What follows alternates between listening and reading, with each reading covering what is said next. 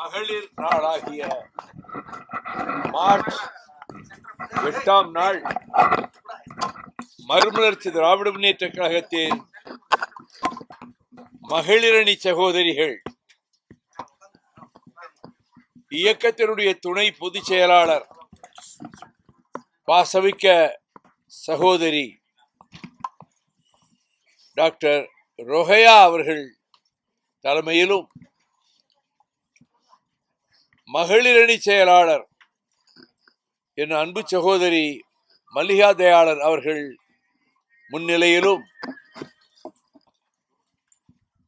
இந்த மகளிரணி நிகழ்ச்சி நடைபெற்றுக் கொண்டிருக்கிறது.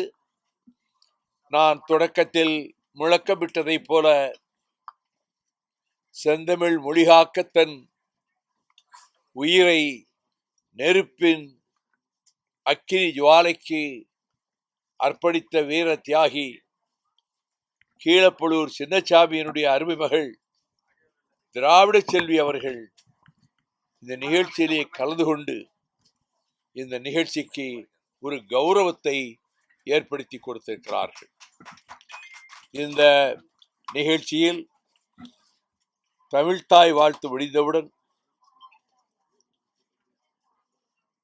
இந்திய உபகண்டத்திலேயே பிரிட்டிஷ் ஏகாதிபத்தியத்தை எதிர்த்து ஜான்சி ராணி லட்சுமிபாய் வாளேந்தி போரிட்டு 2-3 யுத்தங்களிலும் வெற்றி பெற்று இறுதி யுத்தத்தில் வெற்றி பெற முடியாமல் அவரது சேனாதிபதிகளாகிய தாந்தியா தோபே, நானா சாஹிப் அவர்கள் உடன் தானும் மடிய நேர்ந்த பின்பு ஆக வெள்ளை அரசாங்கத்தை எதிர்த்து பிரிட்டிஷ்காரரை எதிர்த்து போர் புரிந்த வீரப்பெருமை ஜான்சி ராணிக்கு சேர்ந்தாலும் வெற்றி கிட்டாமல் போய்விட்டு விட்டது வருந்தத்தக்கதுதான். ஆனால் தமிழ்நாட்டில் சிவகங்கை மன்னர் முத்துவடுகநாதரின் துணைவியார் ராமநாதபுரம் மன்னரினுடைய அருமை திருமகளார் வேலுநாச்சியார் அவர்கள் காளையார் கோவிலில் முத்துவடுகநாதர் அவர் இறைவனை வழிபட்டுக் கொண்டிருந்த நேரத்தில் பிரிட்டிஷ் படையினுடைய சிப்பாய்கள் தூண் மறைவிலிருந்து துப்பாக்கியால் சுட்டு கொண்டார்கள்.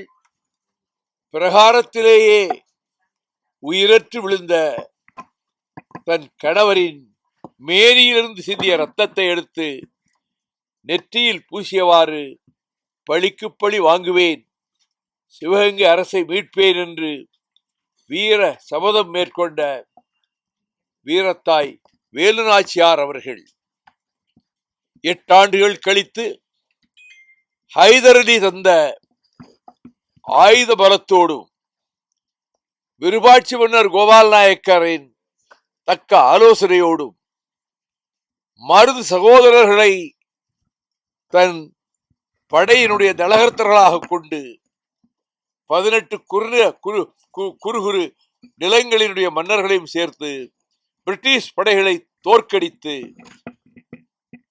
எந்த படைகளை ஜெயிக்க வைத்தாரோ அவன் பாஞ்சோர், அவன் என்னை மன்னித்து விடுங்கள் அரசியாரே, எனக்கு உயிர் பிச்சை கொடுங்கள் என்று கேட்டபோது இனி திரும்பி பார்க்காமல் இந்த தமிழ்நாட்டை விட்டு சிவகங்கை சீமையை விட்டு நீ ஓடிவிடு என்று வாழ்முனையிலே உயிர் பிச்சை அளித்த வீரத்தாய் வேலுநாச்சியார் அவர்களினுடைய திருவுருவ படத்தையும் உலகம் வியக்க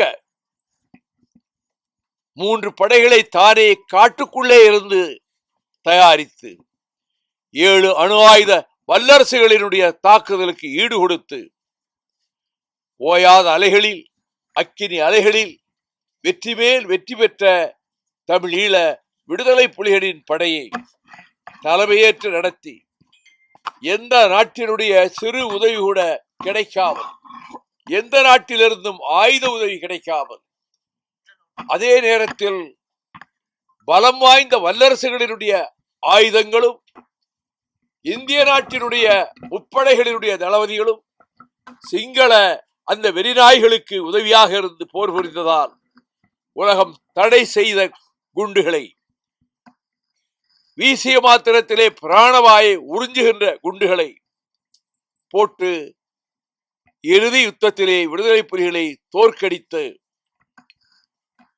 அவர் என்ன ஆனார் என்பது வங்கத்து சிங்கம் நேதாஜியுடைய இறுதி முடிவை போலவே புதிராக இருக்கக்கூடிய இந்த நிலையில் அந்த வீர திருமகனை 10 மாதம் வயிற்றிலே சுமந்த அன்னை பார்வதி அம்மாள் அவர்களுடைய திருவுருவப் படத்தினையும் அதை போலவே தமிழ் ஈழ யுத்தகலத்திலே இருந்து போர்க்களத்திலே காயப்பட்டு சிகிச்சைக்காக தமிழ்நாட்டுக்குள்ளே வந்த 37 விடுதலை புலிகளை கலிங்கப்பட்டி கிராமத்தில் என் பாட்டனார் கட்டிய அந்த 3 அடுக்கு இல்லத்தில் 12 மாதம் 1 வருட காலம் அங்கே அவர்கள் தங்கியிருந்த அந்த முழு பருவமும் 3 வேளையும் அவர்களுக்கு உணவு சமைத்து போட்டு அவர்களுக்கு ஒரு தாயாக இருந்து அவர்களுக்கு தன் அன்பையும் பாசத்தையும் காட்டிய, எவ்வளவு சோதனைகள் வந்தாலும் தோல்விகள், துரோகங்கள், தாக்குதல்கள், அடக்குமுறைகள், சிறைச்சாலை வாசம் என்னதான் எனக்கு ஏற்பட்டாலும் என் அரசியல் வாழ்வில் ஒவ்வொரு கட்டத்திலும் நான் தோற்கிற காலங்களிலும், நான் துயரங்களுக்கு ஆளாகிற காலங்களிலும் எனக்கு தைரியமூட்டி, அஞ்சாதே மகனே, அலட்சியப்படுத்து என்று எனக்கு பெரும் ஊக்கத்தை அளித்த தாய் மாரியம்மாள் அவர்களுடைய திருவுருவப் படத்தையும் என் சகோதரிகள் இங்கே வரிசையாக வைத்திருக்க அவற்றுக்கு மலர்களை தூவி வீர வணக்கம் செலுத்தியிருக்கிறோம். இந்த கட்டத்தில் நான் குறிப்பிட விரும்புவதெல்லாம் வீரத்தாய் வேலு நாச்சியாரை எப்படி உலகம் போற்றும் உத்தவர் காந்தியடிகளை எல்லோரும் போற்றுகிறார்களோ, ஆபிரகாம் லிங்கனை போற்றுகிறார்களோ, நெல்சன் மண்டேலாவை போற்றுகிறார்களோ, மாமேதை லெனின் அவர்களை போற்றுகிறார்களோ, அரசியல் நிர்ணய சட்டத்தை இந்தியாவுக்கு தந்த பாபா சாஹேப் டாக்டர் அம்பேத்கர் அவர்களை போற்றுகிறார்களோ, அதை போலவே இந்த 3 வீர தாய்மார்களுக்கும் நாங்கள் மரியாதை செலுத்துகிறோம். எல்லோருக்கும் உரிமை உண்டு. வீரத்தாய் வேலுநாச்சியார் அனைத்து மக்களாலும் பாராட்டப்பட வேண்டியவர், போற்றப்பட வேண்டியவர். ஆனால் அவர்கள் வரலாற்றை திருவள்ளுவர் திருவுருவப் படத்தை தீட்டிய வேணுகோபால் சர்மா அவருடைய மகனும் அவருடைய மருமகளும் தயாரித்த வீரத்தாய் வேலுநாச்சியார் எனும் நாட்டிய நாடகத்தை முழுக்க முழுக்க எங்கள் கட்சி செலவிலே அதை நடத்த செய்து தமிழ்நாட்டில் 8 இடங்களிலும், தலைநகர் சென்னையில் 2 இடங்களிலும் அந்த நாட்டிய நாடகத்தை நடத்திய போது இளையராஜா அவர்களும் நடிகர் சிவக்குமார் அவர்களும் மாபெரும் கவிஞர் கவிக்கோ அப்துல் ரஹ்மான் அவர்களும் அவர்களிடம் நான் சென்னையிலே அந்த நாட்டிய நாடகத்தை அவர்கள் பார்ப்பதற்கு ஏற்பாடு செய்த போது கவிக்கோ அப்துல் ரஹ்மானிடம் சொன்னார், மெய் சிலிர்க்க வைக்கின்ற வரலாறு இது தமிழக மக்களிடம் போய் சேர வேண்டும், எல்லா பகுதிகளிலும் போய் சேர வேண்டும் என்று பாராட்டினார். அவர்களை வட அமெரிக்க தமிழ்ச்சங்கத்திடம் நான் வேண்டுகோள் விடுத்து அமெரிக்காவிலே 5 இடங்களிலே இந்த வீரத்தாய் வேலுநாச்சியார் நாட்டிய நாடகம் நடத்தப்பட்டு தலைநகர் டெல்லி தமிழ்ச்சங்கத்தில் என் மூலமாக ஏற்பாடு செய்து நடத்த செய்து மும்பை தமிழ்ச்சங்கத்திடம் சொல்லி அங்கேயும் நடத்த ஏற்பாடு செய்து இதில் ஏறத்தாழ ஒரு 50 லட்சம் ரூபாய் என் கண்மணிகள் கழக கண்மணிகள் வசூலித்துக் கொடுத்த அந்த நிதி அதற்குத்தான் பயன்பட்டது. அவர்களை நாடு முழுவதிலும் அறிய செய்வதிலே முதல் நபராக இருந்த கட்சி மறுமலர்ச்சி திராவிட முன்னேற்ற கழகம். நான் தொடக்கத்திலே சொல்லிவிட்டேன், இப்படிப்பட்ட தலைவர்களுக்கு எல்லோரும் சொந்தம் கொண்டாடலாம், எல்லோரும் பாராட்டலாம். வரவேற்கிறேன். வீரத்தாய் வேலுநாச்சியார் பெயரை யாரெல்லாம் உச்சரிக்கிறார்களோ நான் வரவேற்கிறேன். ஆனால் அதை நாட்டுக்கு கொண்டு போய் சேர்த்தவன் வைகோ என்ற உண்மையை இப்படி ஒவ்வொரு இடத்திலும் 7 இடங்களில் நடத்திய போது ஏடுகளோ தொலைக்காட்சி ஊடகங்களோ அதை மக்களிடம் கொண்டு போய் சேர்க்கின்ற அளவுக்கு எங்களுக்கு அந்த தகுதி அல்லது பெருமை கிடைக்கவில்லை. அதை பற்றி நான் கொஞ்சம் கவலைப்படவில்லை. ஊராக கொண்டு போய் இதை காட்டினோம். யாரும் இப்படி ஒரு நாட்டிய நாடகம் நடத்தப்படுவதை சிலாகித்தது ஒரே ஒரு பத்திரிகையை தவிர. இப்பொழுது எல்லோரும் பயன்படுத்துகிறார் அந்த பெயரை. அதை பயன்படுத்துகிற உரிமை எல்லோருக்கும் உண்டு. ஆனால் அதனை நாட்டு மக்களுக்கு கொண்டு போய் சேர்த்தது ஜீவபாரதி புத்தகம் எழுதினார். இந்த நாட்டிய நாடகத்தின் மூலமாகத்தான் மக்கள் மன்றத்திற்கு மறுமலர்ச்சி திராவிட முன்னேற்ற கழகம் கொண்டு போய் சேர்த்தது. வீரத்தாய் வேலுநாச்சியாரினுடைய திருவுருவப் படத்தை வைத்ததன் மூலமாக வீரத்தோடும் தன்மானத்தோடும் அஞ்சாத நெஞ்சுரத்தோடும் தாய்மார்கள், மகளிர், சகோதரிகள் அவர்கள் எப்படி பெருமையோடு திகழ்ந்தார்களோ, அவர்கள் வரலாற்றில் இடம்பெற்ற உடையாள் ஒரு கை துண்டிக்கப்பட்ட போதும் இன்னொரு கை வெட்டப்பட்ட போதும் தலை வெட்டப்படும் நேரத்திலும் கூட அரசியார் வேலுநாச்சியார் எந்த திசையில் சென்றார் என்று அங்கே விரட்டி வந்த பிரிட்டிஷ் படைகளுக்கு சொல்லாமல் தலை துண்டிக்கப்பட்டு இறந்தாரோ உடையாள். அந்த உடையாளுக்கு சிவகங்கை மீண்டும் சுதந்திர அரசாக மலர்ந்ததற்கு பின்னர் வேலுநாச்சியார் எந்த இடத்திலே வெட்டுண்டு மடிந்தாலோ அதை நினைவுபடுத்துகிற வகையிலே ஒரு சிறு கோயிலை கட்டி தனக்கு தன் கணவர் அணிவித்திருந்த வைரத்தாலியை அந்த உடையாளினுடைய சிலைக்கு முன்னால் இருக்கக்கூடிய உண்டியலில் கொண்டு போய் போட்டார். அந்த வரலாறு நினைவூட்டத்தக்கது மகளிர் நாளில். அதை போலவே நான் பெரிதும் மதித்து வணங்குகிற அம்மையார் பார்வதி அம்மாள், வேலுப்பிள்ளை பார்வதி அம்மாள் அவர்கள் பெற்ற அந்த தங்க திருமகன்தான் தமிழ் இனத்தின் முகவரியை 20ஆம் நூற்றாண்டிலே உலகத்துக்கு அடையாளப்படுத்தியவர். அந்த அந்த வேலுப்பிள்ளையும் பார்வதி அம்மாளும் என் மூத்த மகளுக்கு மகன் பிறந்த போது, எனக்கு பேரன் பிறந்த போது என் வீட்டுக்கு 2 பேரும் வந்து பார்வதி அம்மாள் மடியிலே என் பேரனை தூக்கி வைத்துக் கொண்டு வேலுப்பிள்ளை அவர்கள் அவனுக்கு பிரபாகரன் என்று தன் மகனுக்கு சூட்டிய பெயரையே அவனுக்கும் சூட்டினார். ஆனால்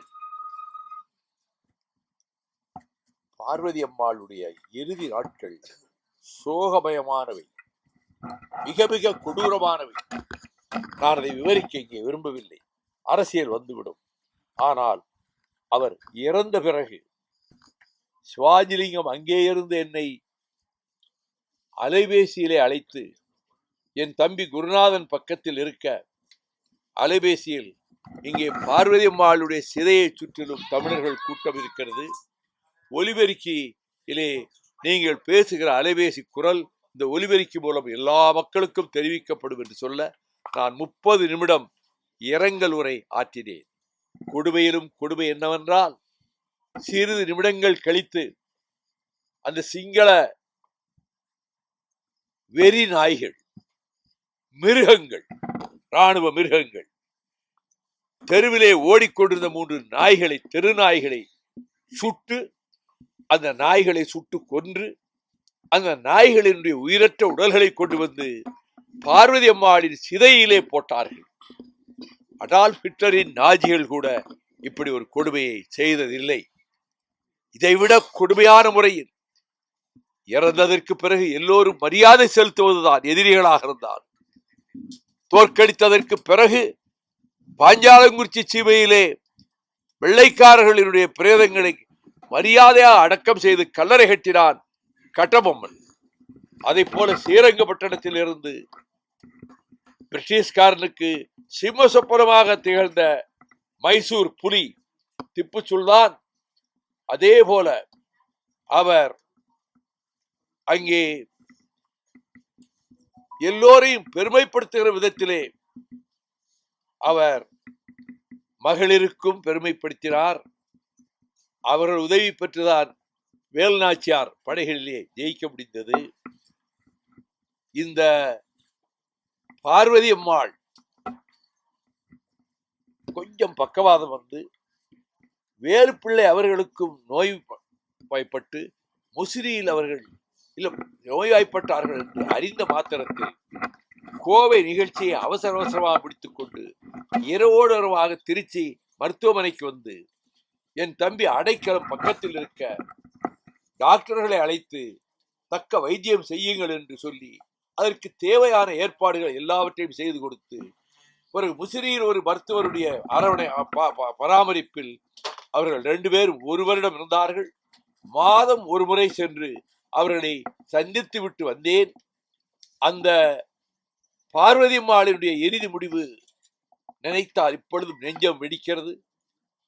ஆனால் அதே போல என்னுடைய அன்னை பிரபாகரனுடைய 2வது மகன் சிறுவன் பாலச்சந்திரன், சின்ன பையன், போரில் புலிகள் தோற்கடிக்கப்பட்ட பிறகு அந்த சிறுவனை கைது செய்து கொண்டு போய் பாவம் ஒரு அரைக்கால் சட்டையும் ஒரு கைதியை வடியிலே போட்டுக்கொண்டு ஒரு பிஸ்கட்டை கடித்துக் கொண்டிருக்கிற அந்த புகைப்படம் இன்றைக்கு பார்த்த அந்த கண்களிலே காணப்பட்ட தீட்சண்யம், அந்த கண்களிலே பயமில்லை, அந்த கண்களிலே மருட்சி இல்லை. அவர் அந்த பிள்ளையினுடைய கண் முன்னாலேயே அவருக்கு பாதுகாப்பாக வந்து உடன் இருந்திருந்த 5 விடுதலை புலிகளை சுட்டு கொண்டார்கள் அந்த பிள்ளையின் கண் முன்னாலேயே. அதற்கு பிறகு 5 ரவைகள் பாலச்சந்திரன் மார்பிலே பாய்ந்தன. கொடுமை கொடுமை கொடுமையிலும் கொடுமை. என்னுடைய அன்னை மாரியம்மாள் பாலச்சந்திரன் இறந்ததற்கு அறிந்து மிகவும் மனம் அறிந்தி எங்கள் கிராமத்தில் இருக்கக்கூடிய 500 பெண்களையும் தாய்மார்களையும் திரட்டி ஒரு நாள் முழுக்க உண்ணாவிரதம் இருந்து, உண்ணாவிரதம் என்றால் நான் தண்ணீர் குடிக்க மாட்டேன், தண்ணீர் பருகுகிற போது புகைப்பட கலைஞர்களோ தொலைக்காட்சிகளோ எடுத்தால் இந்த டம்ளருக்குள் தண்ணீர் இருக்கிறதா அல்லது எலக்ட்ரால் இருக்கிறதா அல்லது இளநீர் இருக்கிறதா என்று சந்தேகப்படக்கூடும் என்பதால் நான் எந்த உண்ணாநிலை போராட்டத்திலும் ஒரு சொட்டு தண்ணீர் குடிக்க மாட்டேன். அதை போலவே என் தாயார் ஒரு சொட்டு தண்ணீரும் குடிக்காமல் இருந்ததன் விளைவாக அவர்கள் உடல் நலம் மிகவும் கெட்டு அப்பல்லோ ஆஸ்பத்திரியிலே சேர்த்த போது டாக்டர்கள், இனி ஒரு முறை உண்ணாவிரதம் இருந்தால் உங்கள் தாயார் உயிர் தங்காது, சுகர், பிளட் பிரஷர் எல்லாம் இருக்கு, வயது 98 அப்பொழுது முடிந்து விட்டது. ஆனாலும் கூட அவர்கள் சசிபெருமாள், மதுவை எதிர்த்து போராடிய சசிபெருமாள் அங்கே குமரி மாவட்டத்தின் எல்லையிலே போலீசாராலும் தீயணைக்கும் படையினராலும் கொல்லப்பட்டார். இதுதான் உண்மை. நான் ஹைகோர்ட்ல கேஸே போட்டேன். அந்த சசிபெருமாள் இறந்ததற்கு தமிழ்நாடு பூராவிலும் போராட்டம் நடத்த வேண்டும் என்று நான் சொன்னபோது மீண்டும் எங்கள் ஊரில் 1000 பேரை திரட்டி வைத்து என் அன்னை உண்ணாவிரதம் இருந்து துளிநீரும் பருகாமல் இருந்ததால் அதிலிருந்து 3வது மாதம் இன்னும் 3 வருடம் உயிரோடு இருக்க வேண்டியவர் இறந்து போய்விட்டார். ஆகவே புலிகளினுடைய வீர பிள்ளைக்காகவும் தமிழ்நாட்டின் மதுவை ஒழிப்பதற்காகவும் தன் உயிரை அர்ப்பணம் செய்த காரணத்தால் வைகோவின் தாயார் என்ற தகுதியால் அல்ல, வைகோவின் அன்னை என்ற தகுதியால் அல்ல, விடுதலை புலிகளை ஓராண்டு காலம் தன் பிள்ளைகளைப் போல வீட்டிலே பராமரித்ததாலும்,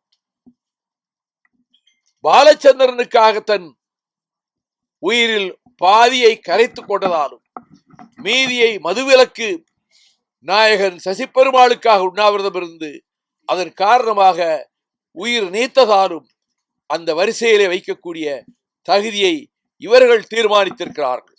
ரொகையாவும் இங்கே இருக்கக்கூடிய மல்லிகா போன்றவர்களும் தீர்மானித்திருக்கிறார்கள். நான் அதை பொறுத்து அந்த வரிசையிலே வைக்கத்தக்க தகுதியை அவருடைய தியாகத்தால் பெற்றார்கள். வைகோவின் பொதுச்சாளரின் தாயார் என்ற தகுதியால் அல்ல. நான் அப்படி கொண்டு வந்து முன்னிறுத்த மாட்டேன். ஆகவே இந்த நிகழ்ச்சியில் 3 வீர தாய்மார்களுக்கு வீர வணக்கம் செலுத்திவிட்டு, தாய்க்குலம், நம்முடைய தமிழகத்தில் உள்ள சகோதரிகள் பாதுகாப்பாக வாழ வேண்டும், பிள்ளைகளை ஒழுக்கமுள்ளவர்களாக அவர்கள் வளர்த்து ஆளாக்கி, மகளோ மகனோ அவர்களை வளர்த்து ஆளாக்கி தமிழ் இனத்துக்கு அவர்கள் பெருந்துணை செய்ய வேண்டும் என்ற வகையில்தான் இந்த ஏற்பாடு செய்யப்பட்டிருக்கிறது. வழக்கமாக இந்த நிகழ்ச்சிகளில் நான் செய்தியாளர்கள், தொலைக்காட்சி ஊடக நண்பர்களை எப்பொழுதுமே சந்தித்தது கிடையாது. இங்கே நிகழ்ச்சி நடந்தால் புகைப்படம் எடுப்பதோடு சரி. ஆனால் இன்றைக்கு நீங்கள் விரும்பிய காரணத்தால் உங்கள் விருப்பத்தை நிறைவேற்றி எங்கள் நேரத்தையும் ஒதுக்கிவிட்டு நான் உங்களுக்கு செவ்வி கொடுத்திருக்கிறேன். நீங்கள் ஏதாவது வினாக்கள் தொடுக்க விரும்பினால் தாராளமாக தொடுக்கலாம். அதற்கு நான் பதில் சொல்ல தயாராக இருக்கிறேன். தொகுதி பங்கீடு பேச்சுவார்த்தை எப்போது நடக்கும்? எத்தனை தொகுதிகள் கேட்க இருக்கிறீங்க? ஒரு சுற்று பேச்சுவார்த்தை நடந்தது. அதற்கு பிறகு 2வது சுற்று பேச்சுவார்த்தை நடக்கவில்லை. இன்று அழைக்கலாம், நாளை அழைக்கலாம், நாளை மறுநாள் அழைக்கலாம். அது திமுக கழகத்தின் தலைமையிலே இருந்து எப்பொழுது தகவல் சொல்லுகிறார்களோ அப்பொழுது எங்களுடைய பேச்சுவார்த்தை குழு அறிவாலயம் சென்று 2வது சுற்று பேச்சுவார்த்தையை நடத்துவார்கள்.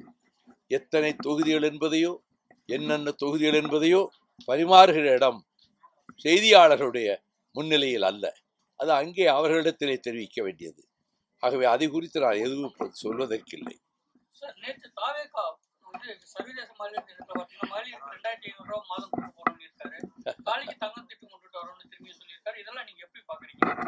தேர்தல் வந்துவிட்டதால் ஏற்கனவே திராவிட முன்னேற்ற கழகம் வெற்றி முகட்டிலே நின்று கொண்டிருப்பதால், தமிழக மக்களுடைய மனங்களை தமிழக முதலமைச்சர் தன் அறிவிப்புகளால் கவர்ந்து விட்டதால் எப்படி எதிர்கொள்வது என்ற நிலையில் அவர் இந்த அறிவிப்புகளை எல்லாம் செய்கிறார். அது அவர் கட்சிக்குள்ள உரிமை.